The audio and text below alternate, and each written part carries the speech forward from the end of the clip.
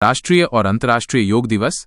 आज अंतर्राष्ट्रीय योग दिवस मनाया जा रहा है। इस वर्ष की थीम एक पृथ्वी एक स्वास्थ्य के लिए योग है, जो योग के शारीरिक और वैश्विक स्वास्थ्य लाभों पर जोर देती है। प्रधानमंत्री मोदी विशाखापट्टनम में और रक्षा मंत्री राजनाथ सिंह उधमपुर में योग करेंगे, जो देश के सबसे बड़े आयोजनों में से एक है। सड़क सुरक्षा के नए नियम। भारत में सड़क दुर्घटनाओं को कम करने के लिए सरकार 1 जनवरी 2026 तहत सभी 2 व्हीलर्स में anti lock braking system ABS और 2 हेलमेट अनिवार्य होंगे। कंपनियां बाइक खरीदते समय 2 हेलमेट देंगी। ईरान इजराइल संघर्ष का प्रभाव। ईरान और इजराइल के बीच चल रहे युद्ध का भारत पर भी असर पड़ रहा है। लगभग 14,000 टन चावल रास्ते में फंस गया है और व्यापारियों का भुगतान भी रुका हुआ है। तेलंगाना में इजराइल के खिलाफ विरोध प्रदर्शन हुए और ईरान पर हुए हमले की निंदा की गई। युद्ध के कारण आम आदमी की जेब पर भी असर पड़ा है, जहां ड्राई फ्रूट्स 20% महंगे हो गए हैं। प्रधानमंत्री मोदी का बिहार दौरा। प्रधानमंत्री मोदी ने बिहार के सिवान में एक जनसभा को संबोधित किया। उन्होंने करीब 10,000 करोड़ रुपए की योजनाओं का शिलान्यास और उद्घाटन किया। इसके साथ ही प्रदेश के 51,000 लोगों को प्रधानमंत्री आवास योजना की पहली किस्त सौंपी गई और पटना गोरखपुर वंदे भारत एक्सप्रेस को हरी झंडी दिखाई गई। मानसून और प्राकृतिक आपदाएं। गुजरात और महाराष्ट्र में भारी बारिश से घरों और दुकानों में पानी भर गया है। उत्तर प्रदेश में बिजली गिरने से 10 लोगों की मौत हो गई। अगले 2 दिनों में मानसून के दिल्ली और हरियाणा पहुंचने की उम्मीद है। महाराष्ट्र के गयाजी में फाल्गु नदी से 18 लोगों को बचाया गया, जबकि 2 की मौत हो गई। चुनाव आयोग के नए नियम।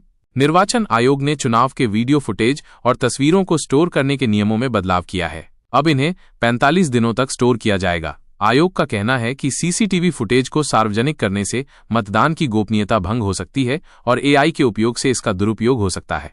रेलवे टिकटों पर नई सीमा। ट्रेन यात्रियों के लिए अच्छी खबर है। रेलवे ने वेटिंग लिस्ट पर 25% की सीमा लगा दी है, जिससे अब कंफर्म टिकट मिलने की संभावना बढ़ेगी। इस नए नियम का उद्देश्य यात्रियों को बेहतर यात्रा अनुभव प्रदान करना और ओवर बुकिंग की समस्या को कम करना है। रक्षा मंत्रालय का बड़ा फैसला। भारतीय सेना के लिए हथियार और गोला बारूद की खरीद प्रक्रिया की समीक्षा की जाएगी। ऑपरेशन सिंदूर के बाद रक्षा मंत्रालय ने यह बड़ा फैसला लिया है। पूर्व अधिग्रहण महानिदेशक अपूर्व चंद्रा इस समिति के प्रधान सलाहकार होंगे। रक्षा मंत्री राजनाथ सिंह का चीन दौरा।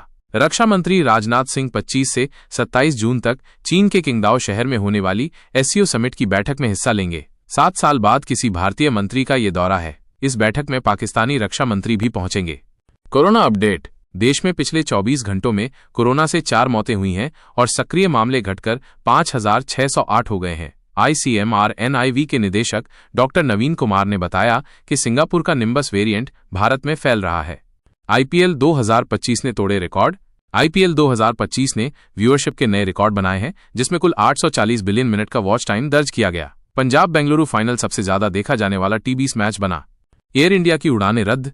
एयर इंडिया ने रखरखाव और परिचालन संबंधी कारणों से अपनी कई उड़ानें रद्द कर दी हैं, जिनमें 4 अंतर्राष्ट्रीय उड़ानें और कुल 8 उड़ानें शामिल हैं। अहमदाबाद में प्लेन क्रैश के बाद 2 दिनों में कुल 84 उड़ानें रद्द की जा चुकी हैं।